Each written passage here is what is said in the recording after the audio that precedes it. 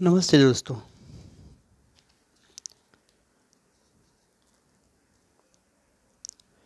आज हम दिनांक 17 दिसंबर 1946 को संविधान सभा के लक्ष्य संबंधी प्रस्ताव में डॉक्टर बाबा साहब भीमराव अंबेडकर द्वारा दिया गया भाषण पढ़ेंगे।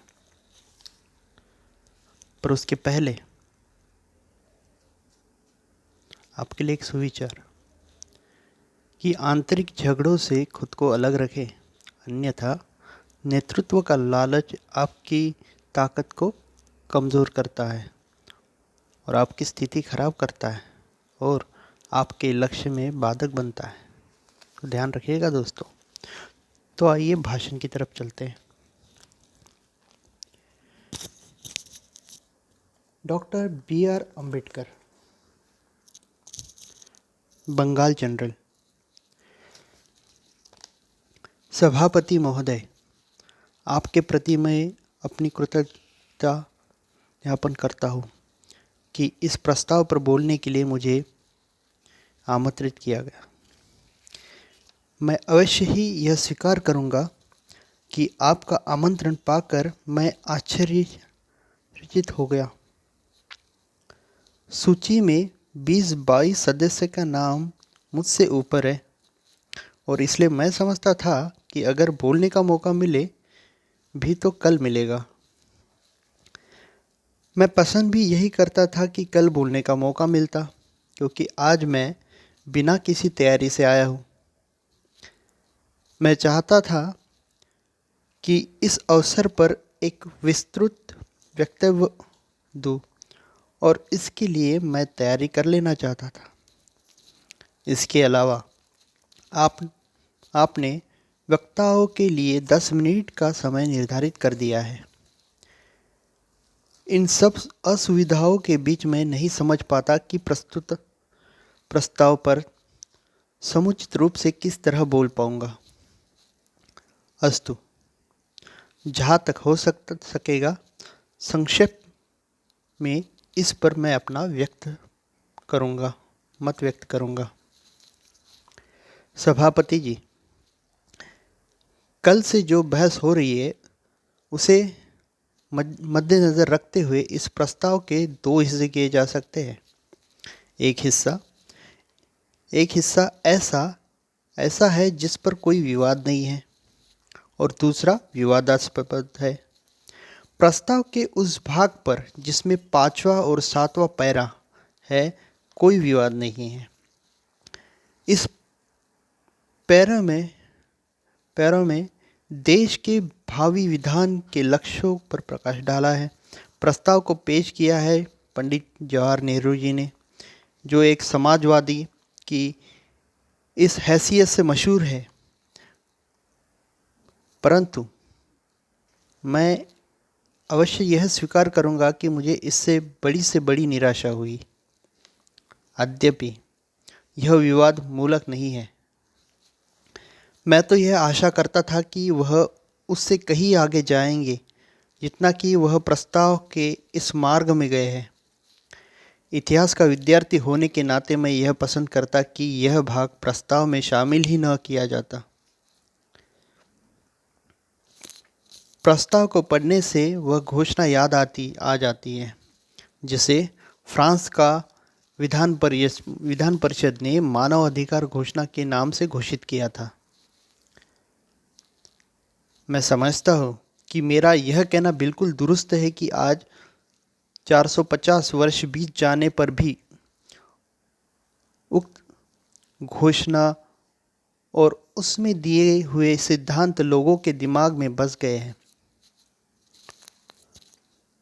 मैं तो कहूँगा कि यह दुनिया के सभ्य मूल्यों के नई रोशनी वाले आदमियों के ही दिमाग में ही नहीं घर कर गए, बल्कि हिंदुस्तान जैसे मुल्क में भी, जो विचार और सामाजिक जीवन में इतना कट्टर और पुरातनवादी है, शायद ही कोई ऐसा मिलेगा जो इनकी उपयोगिता न मंजूर करता हो। इन बातों को दोहराना जैसे कि प्रस्ताव में किया गया है, केवल पांडित्य प्रदर्शन करना है। यह सिद्धांत हमारी विचारधारा का या दृष्टिकोण में व्याप्त है, अतः यह घोषित करना कि ये हमारे सिद्धांत के अंग है नितांत अनावश्यक है। इस प्रस्ताव में और भी कई त्रुटियां हैं। मैं देखता हूँ कि प्रस्ताव के इस भाग में यद्यपि अधिकारों की चर्चा की गई है, पर उनकी सुरक्षा का कोई उपचार नहीं दिया गया है। हम सभी इस बात को जानते हैं कि अधिकारों का कोई महत्व नहीं यदि उनकी रक्षा की व्यवस्था न हो, ताकि अधिकारों पर जब कठोराघात हो तो लोग उनका बचाव कर सके। ऐसे उपचारों का इस प्रस्ताव में बिल्कुल अभाव है। इस सामान्य सिद्धांत का भी इसमें उल्लेख नहीं है कि किसी नागरिक के जीवन और संपत्ति का तब तक अपहरण नहीं किया जाएगा जब तक कि कानून खूब जांच पड़ताल कर उनकी आज्ञा न दे। प्रस्ताव में उल्लिखित मौलिक अधिकारों को भी कानून और सदाचार के अधीन रख दिया गया है। निश्चय ही कानून और सदाचार क्या है, इस बात का निर्णय जमाने का शासन प्रबंधक में एग्जीक्यूटिव करेगा। किसी प्रबंध मतलब एग्जीक्यूटिव का एक फैसला हो सकता है और दूसरे का दूसरा। हम निश्चय रूप से यह नहीं जानते कि इन मौलिक अधिकारों की स्थिति क्या होगी अगर ये शासन प्रबंध की मर्जी पर छोड़ दिए जाते। प्रस्ताव में सामाजिक, आर्थिक और राजनीतिक न्याय की व्यवस्था भी रखी गई है। यदि प्रस्ताव में कोई वास्तविकता है, इसमें कोई सच्चाई है, और इनकी सच्चाई पर मुझे ज़रा भी शक नहीं है क्योंकि इसे उपस्थित किया है माननीय पंडित जवाहर नेहरू ने, तो मैं यह उम्मीद करता हूँ कि इसमें कुछ ऐसी व्यवस्था भी होनी चाहिए थी जिससे राज्य के लिए यह संभव हो जाता कि वह सामाजिक, आर्थिक और राजनीतिक न्याय प्रदान कर सकता। और इसी विचार से मैं इस बात की आशा करता कि प्रस्ताव साफ साफ शब्दों में कहता कि ताकि सामाजिक, आर्थिक और राजनीतिक न्याय प्रदान किया जा सके। देश में उद्योग धंधों का और भूमि का राष्ट्रीयकरण किया जाएगा।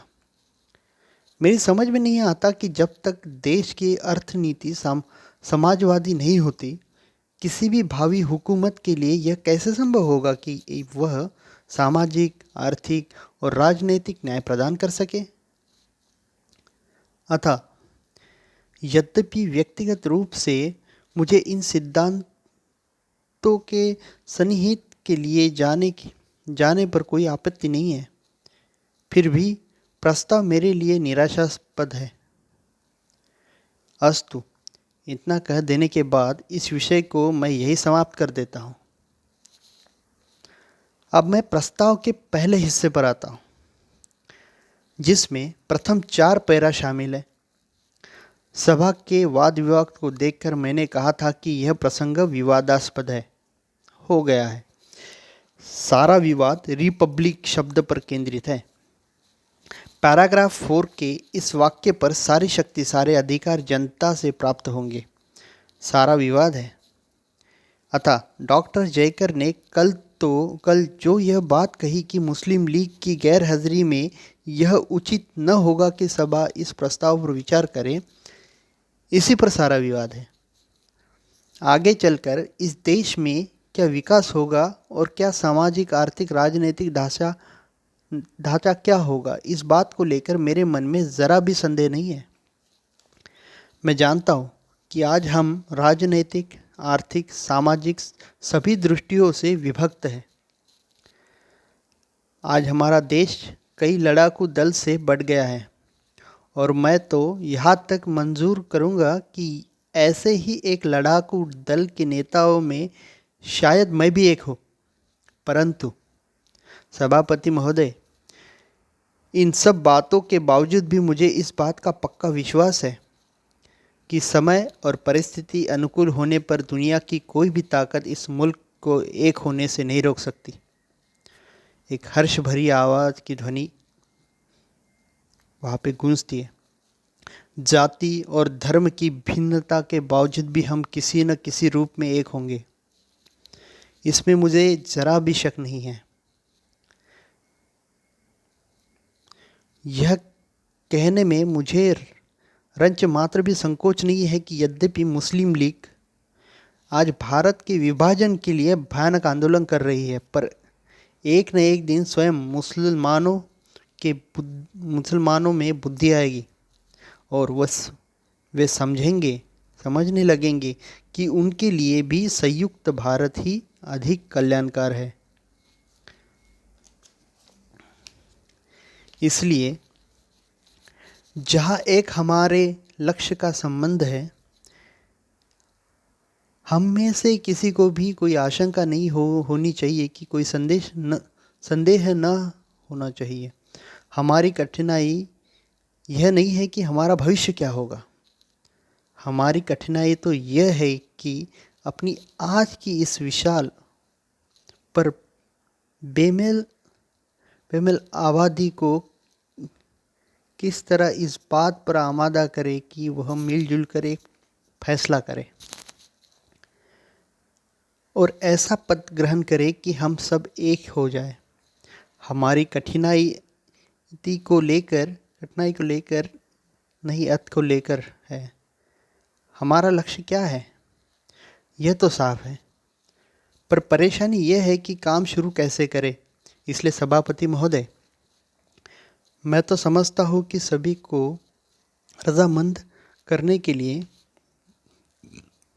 हमारे देश के प्रत्येक वर्ग को इस बात पर आमादा करने के लिए कि हम सब एक राह पर चले, बहुमत वाले दल की यह बड़ी से बड़ी राजनीति क्या होगी कि वह उन लोगों को बुद्धमूल और गलत धारणा को दूर करने के लिए कुछ रियायतें दे दे जो आज हमारे साथ चलने में दुविधा बोध कर रहे हैं।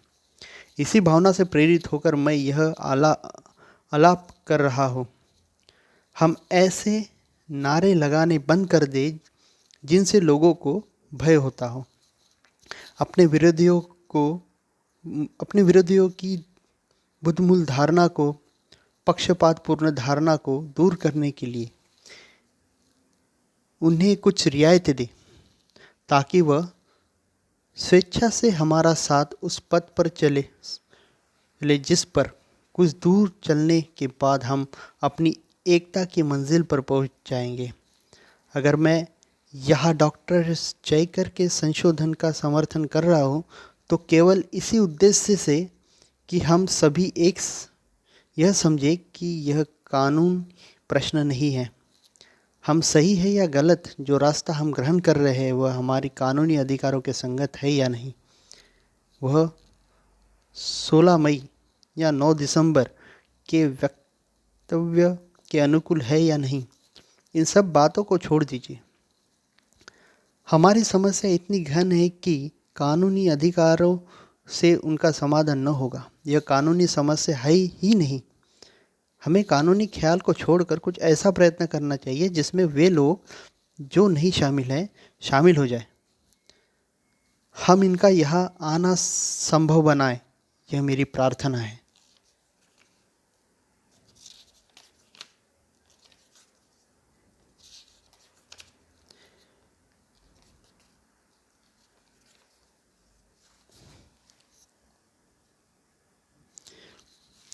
दोस्तों, आगे का स्पीच हम आपको अपने आने वाले नए वीडियो में बताएंगे।